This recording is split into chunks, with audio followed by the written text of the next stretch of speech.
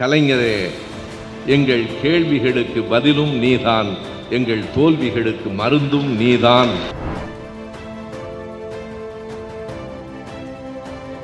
கோழைகள் விலகி போகட்டும், வீரர்கள் மட்டும் பின்தொடரட்டும்.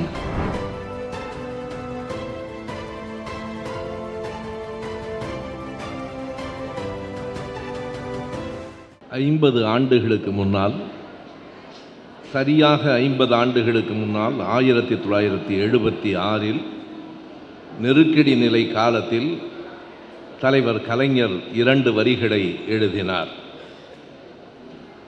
கோழைகள் விலகி போகட்டும், வீரர்கள் மட்டும் பின்தொடரட்டும் என்று எழுதினார். 50 ஆண்டுகள் கடந்துவிட்டன. கழகத்தின் ஏற்றத்திலும் இரக்கத்திலும் என்றைக்கும் விலகாமல் கழகத்தை பின்பற்றும் வீரர்கள் உங்கள் அனைவருக்கும் என் முதல் வணக்கம். எந்நாளும் நம்முடைய அமைச்சர் என்று நான் சொல்ல மாட்டேன். அமைச்சர் பதவி வரலாம், போகலாம், மறுபடியும் வரலாம்.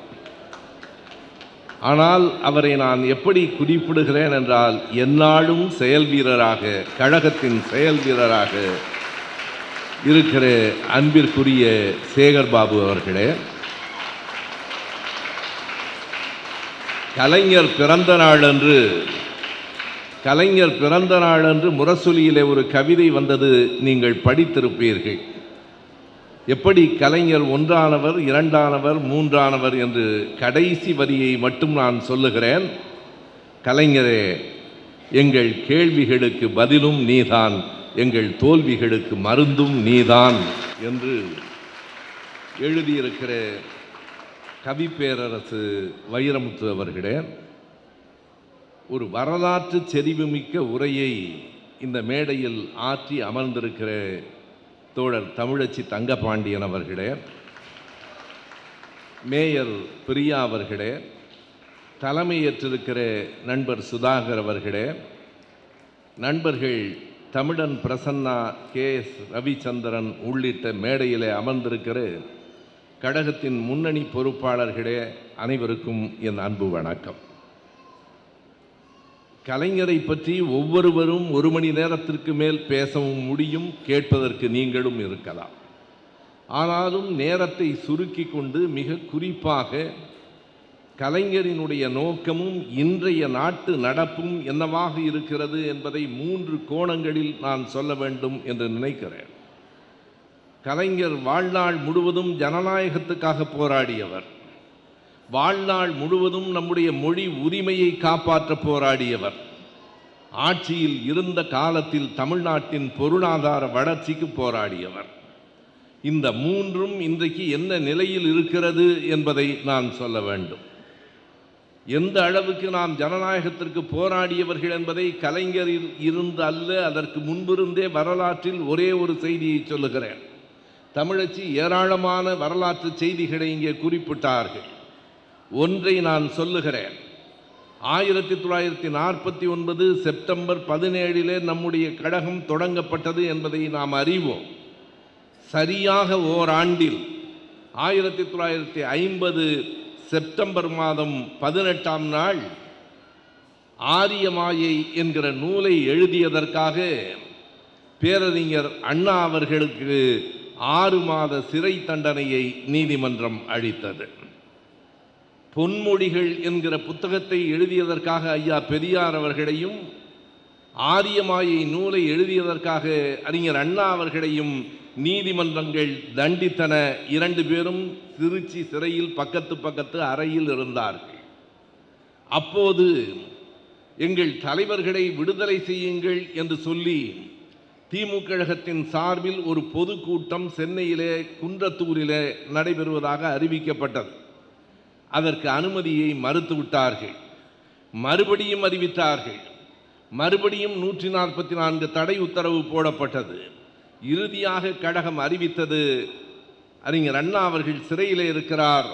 நாவலரும் கலைஞரும் சொன்னார்கள், இப்போது நாங்கள் ஒரு தேதியை குறிப்பிடுகிறோம், இந்த அரசு அனுமதித்தாலும் மறுத்தாலும் கூட்டம் நடக்கும். அந்த தேதி 1950 அக்டோபர் 26 இந்த தேதியில் நமக்கான வரலாறு ஒன்று இருக்கிறது.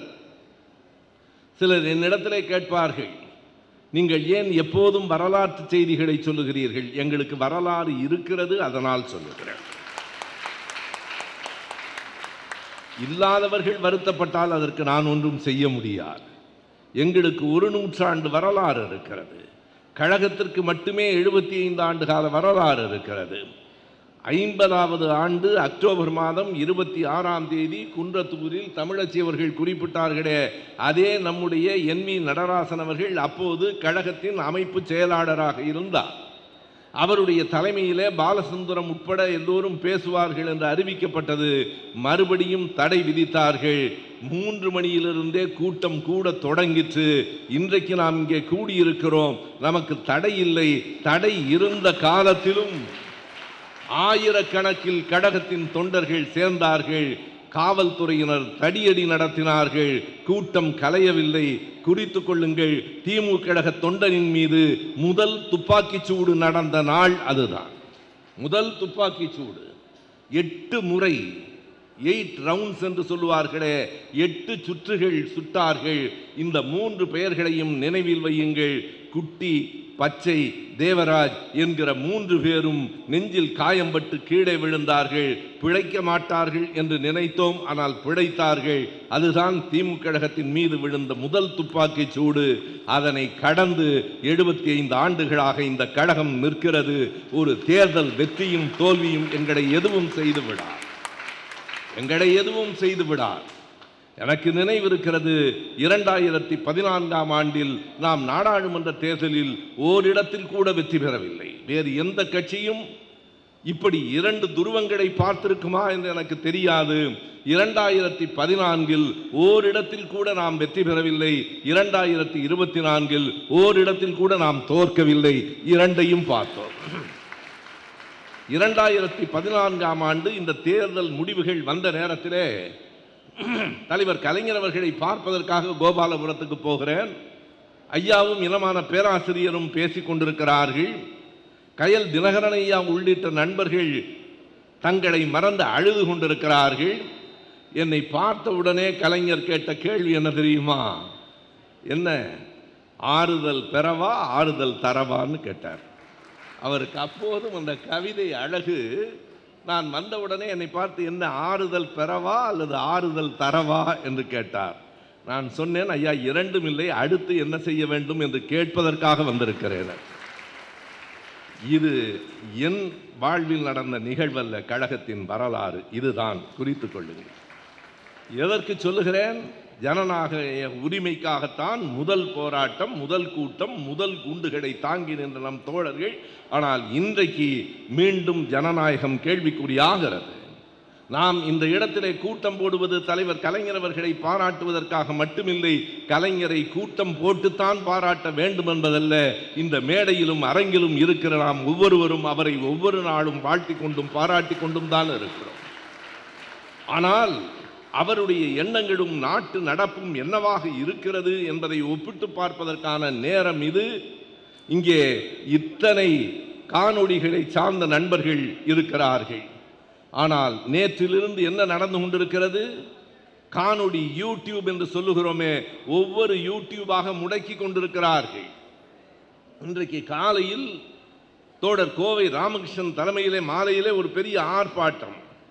அதர்மம் என்கிற அந்த காணொளி முடக்கப்பட்டிருக்கிறது. அந்த கடிதம் எனக்கு வந்திருக்கிறது. காரணம் கூட சொல்லவில்லை. பொதுவாக என்ன சொல்லுவார்கள்? நீங்கள் வெளியிட்டிருக்கிற இந்த காணொளியில் இவ்வளவு பெரிய வன்முறை இருக்கிறது, வயலண்ட் கண்டென்ட் இருக்கிறது, எனவே தடை செய்கிறோம் என்பார்கள். ஆனால் அப்படி அல்ல. ஒட்டுமொத்தமாக அந்த அதர்மம் என்கிற யூடியூப் முடக்கப்பட்டிருக்கிறது. நேற்றைக்கு வரைக்கும் நம்மை கடுமையாக சாடி கொண்டிருக்கிற மாரிதாஸ் என்னும் யூடியூபர் மதுரையிலே மதியம் கைது செய்யப்பட்டிருக்கிறார். நான் சொல்லுகிறேன், எங்களை திட்டுகிறவர் தான் நீங்கள், ஆனால் உங்கள் உரிமைக்காகவும் குரல் கொடுப்பது கழகத்தின் இயல்பு. வால்டேர் சொன்னான், நீ சொல்லுகிற கருத்து உலகத்திலேயே ஜனநாயக உரிமைக்கு வால்டேரின் இந்த வரிகளை விட இன்னொன்றை சொல்ல முடியாது. வால்டேர் சொன்னான், எனக்கு எதிரான கருத்துக்களைத்தான் நீ பேசுகிறாய் என்றாலும் அந்த கருத்துக்களை பேச உனக்கு உரிமையை பெற்றுத் தருவதற்காக நான் என் உயிரை விடவும் தயாராக இருக்கிறேன் என்றான். நாம் ஜனநாயக உரிமைகளுக்கானவர்கள். இன்றைக்கு ஜனநாயகம் கொஞ்சம் கொஞ்சமாக பறிபோய் கொண்டிருக்கிறது. அடுத்து ஒன்றை சொல்ல வேண்டும். கலைஞர் வாழ்நாள் முழுவதும் மொழி உரிமைக்காக போராடியவர். மொழி போராட்ட களத்திலே தான் 14 வயது சிறுவனாக தோளில் கொடி தாங்கி திருவாரூர் தெருக்களுக்கு அவர் வந்தார். ஆனால் இன்றைக்கு மொழி உரிமை என்ன ஆகிறது? இன்றைக்கு கல்வி அமைச்சராக இருக்கிற நண்பர் சொல்லுகிறார், மும்மொழி கொள்கையை நாங்கள் எதிர்ப்போம் என்று சொல்லிவிட்டு சிபிஎஸ்இ பள்ளிகளிலே 3 மொழி கொள்கையை பற்றி பரிசீலனை செய்வோம் என்று சொன்னால் எங்களுக்கும் உங்களுக்கும் வேறுபாடு அதுதான். எங்கள் தலைவர், இன்றைக்கும் எங்கள் தலைவர் தளபதி அவர்கள் கடைசி வரைக்கும் ஒரு அணு கூட உங்களுக்கு விட்டு கொடுக்காமல், ஒன்றிய அரசென்று கவலைப்படாமல், டபுள் என்ஜின் என்று பிரதமர் சொன்னபோது கூட இல்லை, அது வெறும் டப்பா என்ஜின் என்று சொல்லுகிற துணிச்சலை பெற்றிருந்தவர் நம்முடைய தளபதி அவர்கள். அது கலைஞரின் வரிசை. ஆனால் இன்றைக்கு மறுபடியும் மும்மொழி கொள்கை என்றால் குறித்துக் கொள்ளுங்கள், இந்தி கூட அல்ல, சமஸ்கிருதத்தை கொண்டு வருவதற்கான முயற்சிகள். PMC திட்டத்திலே சமஸ்கிருதம் தான் வரப்போகிறது. சமஸ்கிருதத்திற்கு இன்றைக்கு நேற்றைக்கு அல்ல, 1950 தொடங்கி இன்றைக்கு வரைக்கும் இந்த இந்திய அரசு கொட்டி கொடுத்திருக்கிற பணம் எவ்வளவு என்பதை நாம் அறிந்து கொள்ள வேண்டும். எங்கே தொடங்கிற்று? குடியரசுத் தலைவர் ராஜேந்திர பிரசாத் அவர்களின் வீட்டில் 1950 ஜனவரி 26 இந்த இந்திய அரசமைப்பு சட்டம் வரப்போகிறது. அந்த காலகட்டத்திலே அங்கே குடியரசுத் தலைவராக இருந்த ராஜேந்திர பிரசாத் அவர்களின் வீட்டில் இன்னும் 2 பேர் பேசினார்கள். நான் வரலாற்றில் சான்றுகள் இருப்பதால் பெயரோடு சொல்லுகிறேன். உச்ச நீதிமன்றத்தினுடைய நீதிபதியாக இருந்த பதஞ்சலி சாஸ்திரி, அன்றைக்கு நாடாளுமன்றத்தினுடைய அவைத்தலைவர் சபாநாயகராக இருந்த அனந்தநயனம் ஐயங்கார், நான் வேண்டுமென்றுதான் சாதி சேர்த்து சொல்லுகிறேன், 3 பேரும் முடிவெடுத்து சமஸ்கிருதத்திற்கு பெரிய நிதி ஒதுக்க வேண்டும் என்று முடிவெடுத்தார்கள். இன்றைக்கு நமக்கு தெரியாது. தமிழுக்கு ஒரு பல்கலைக்கழகம் தஞ்சையிலே இருக்கிறது. அதற்காக நாம் எம்ஜிஆருக்கு நன்றி சொல்ல வேண்டும். ஆனால் குறித்துக் கொள்ளுங்கள், தமிழ்நாட்டில் பல்வேறு பல்கலைக்கழகங்களை தலைவர் கலைஞர் தான் தொடங்கினார். கலைஞர் இல்லை என்றால் வேளாண்மை பல்கலைக்கழகம் இல்லை, கலைஞர் இல்லை என்றால் கால்நடை பயில் பல்கலைக்கழகம் இல்லை, கலைஞர் இல்லை என்றால் அண்ணா பல்கலைக்கழகமே இல்லை. தமிழ் பல்கலைக்கழகத்தை எம்ஜிஆர் தொடங்கினார். நாம் மகிழ்ந்து நிறைந்து இருந்துவிட முடியாது. குறித்துக் கொள்ளுங்கள், இந்தியாவில் சமஸ்கிருதத்திற்கென்று 760 கல்லூரிகள் இருக்கின்றன. பலருக்கு தெரியாது. சமஸ்கிருதம் இந்தியாவில் இல்லை, ஆனால் சமஸ்கிருதத்திற்கு 760 கல்லூரிகள் இருக்கின்றன, 18 பல்கலைக்கழகங்கள் இருக்கின்றன, 26 சமஸ்கிருத மகா வித்தியாலயங்கள் இருக்கின்றன. இதை விடுங்கள். இந்திய அரசு கடந்த 10 ஆண்டுகளில் மோடி அவர்கள் பிரதமராக வந்ததற்கு பிறகு கடந்த 10 ஆண்டுகளில் சமஸ்கிருதத்திற்கு, இந்திக்கு, தமிழுக்கு, பிற மொழிகளுக்கு எவ்வளவு தொகை ஒதுக்கி இருக்கிறது என்கிற புள்ளி விவரத்தை நான் சொல்லுவதை நம்ப வேண்டாம். உங்கள் கைபேசியை கேளுங்கள், சொல்லும். கடந்த 10 ஆண்டுகளில் இந்தியாவில் சமஸ்கிருதத்திற்கு மட்டும் ஒதுக்கப்பட்டிருக்கிற தொகை 2532 கோடி ரூபாய். 2532 கோடி ரூபாய் 10 ஆண்டுகளில். தமிழுக்கு எவ்வளவு தெரியுமா? வெறும் 113 கோடி ரூபாய் 10 ஆண்டுகளில். இன்னொரு வித்தியாசம் என்ன தெரியுமா? சமஸ்கிருதம் பேசுகிறவர்களின் எண்ணிக்கை தமிழை தாய்மொழியாக கொண்டவர்களின் எண்ணிக்கையை ஒப்பிட்டு பாருங்கள். தமிழை தாய்மொழியாக கொண்டவர்களின் எண்ணிக்கை 8 கோடி. சமஸ்கிருதம் எத்தனை பேருக்கு தாய்மொழி? அரசாங்கம் சொல்லுகிற கருத்து 2011 எடுக்கப்பட்ட மக்கள் தொகை கணக்கெடுப்பின்படி அரசாங்கம் சொல்லுகிற கணக்கு வெறும் 24,821. நீங்கள் கவனத்தில் வையுங்கள். 24,000 பேர் மட்டுமே பேசுகிற சமஸ்கிருதத்துக்கு 2,500 கோடி ரூபாய், 8 கோடி தமிழ் மக்கள் பேசுகிற இந்த மண்ணில் தமிழுக்கு வெறும் 113 கோடி ரூபாய் என்றால் இந்த அரசுகளை, இங்கேயும் அங்கேயும் இருக்கிற அரசுகளை எதிர்ப்பதற்கு, களம் காண்பதற்கு கழக தோழர்களை விட இன்னொரு படை இருக்க முடியாது என்பதால் இந்த விதையை இந்த இடத்தில் விதைக்க வேண்டும் என்று எனக்கு தோன்றுகிறது. இறுதியாய் ஒன்றை சொல்லுகிறேன், நேரம் கருதி. பொருளாதார வளர்ச்சி பற்றி சொல்லலாம். நண்பர்களே, இன்றைக்கு வந்திருக்கிற தமிழ்நாடு அரசு, நம்முடைய சேகர்பாபு அவர்கள் தான் என்னிடத்தில் சொன்னார், ஒரு 3 மாதத்துக்கு நான் பேசுவதாக இல்லை இந்த அரசு பற்றி என்றார். எனக்கு அவ்வளவு பொறுமை இல்லை. 3 மாதத்தில் நாடு முடிந்து விடும் போல் இருக்கிறது. இன்னும் 60 நாட்கள் என்னால் தாங்க முடியாது. உண்மையை சொல்ல வேண்டும். பொருளாதார அடிப்படையில் இன்றைக்கு தொழில் அமைச்சர் கீர்த்தனா என்று ஒருவர் பொறுப்பேற்றிருக்கிறார். என்ன நடந்திருக்கிறது? 2 பெரும் முதலீடுகள் ஆந்திராவுக்கு போய் சேர்ந்திருக்கின்றன. குறித்துக் கொள்ளுங்கள். ஒன்று, போர் விமானங்களுக்கான அந்த தொழில் முதலீடு 15,200 கோடி. இன்னொன்று, மசாகான் கப்பல் கட்டும் தளம்.